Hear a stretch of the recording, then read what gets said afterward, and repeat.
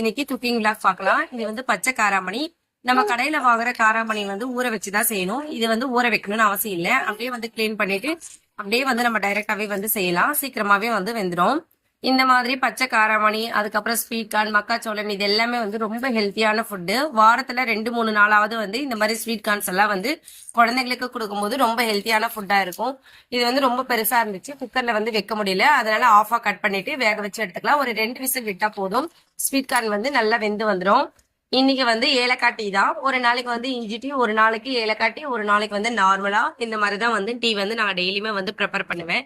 இன்னைக்கு வந்து carrot பொரியலும் French fries தான் வந்து செய்ய போறேன். எல்லாமே வந்து தோலெல்லாம் சீவி வச்சிருக்கேன். பிரெஞ்ச் ஃப்ரைஸ் வந்து ஒரு 70% வந்து குக் பண்ணி எடுத்துக்கலாம். கேரட் பொரியல் கண்டிப்பா வந்து வீக்லி 4 டேஸ்மே வந்து கேரட் பொரியல் இருக்கும். எந்த பொரியல் செஞ்சாலுமே வந்து கூட வந்து கேரட் பொரியல் எல்லாமே இருக்காது. ரொம்ப ஹெல்த்தியான ஃபுட்டு. அதனால வந்து கேரட் வந்து டெய்லியுமே கூட சாப்பிடலாம். ரொம்ப ஹெல்த்தியா இருக்கும். மார்னிங் பிரேக்ஃபாஸ்ட் வந்து இன்னைக்கு உப்புமா தான் வந்து செய்ய போறேன். இட்லி மாவு இல்லை. ஆல்டர்னேட்டா வந்து இட்லி ஒன்ஸ் வந்து உப்புமா செய்வோம். ஸ்வீட் கார்ன் நல்லா வெந்து வந்துருச்சு. ஸ்வீட் கார்ன் வந்து ஃபுல்லா உரிச்சு எடுத்துட்டு ஆயில் கொஞ்சமா வந்து காஷ்மீரி சில்லி பவுடர், சால்ட் இதெல்லாம் போட்டு நல்லா ஃப்ரை பண்ணி எடுத்துக்கலாம். ஃபைனலா வந்து பெப்பர் மட்டும் ஆட் பண்ணோம்னா இந்த ஸ்வீட் கார்ன் ஃப்ரை வந்து ரொம்ப டேஸ்டியா இருக்கும். ஸ்நாக்ஸ் டைமுக்கு ரொம்ப நல்லா இருக்கும். உருளைக்கிழங்கு எல்லாம் வேக வச்சு எடுத்ததுக்கு அப்புறமா வந்து ஆயில ஃப்ரை பண்ணி எடுத்துட்டேன். அதுக்கப்புறமா வந்து கொஞ்சமா வந்து சால்ட், காஷ்மீரி சில்லி பவுடர் இல்லைன்னா வெறும் மிளகாய் தூள் ஏதோ ஒன்று சேர்த்துக்கலாம். சேர்த்துட்டு நல்லா குளிக்க விட்டோம்னா பிரெஞ்ச் ஃப்ரைஸ் வந்து ரெடி ஆயிடும்.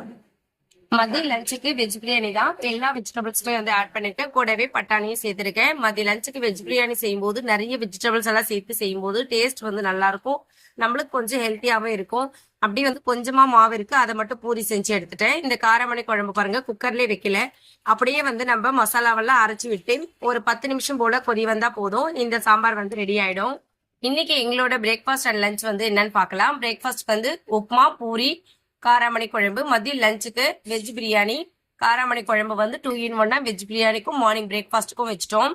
ஒயிட் ரைஸ், ரசம், கேரட் பொரியல், French fries, snacks and sweet corn. இவ்வளவுதான் இன்னைக்கு எங்களோட breakfast and lunch menu. Thank you.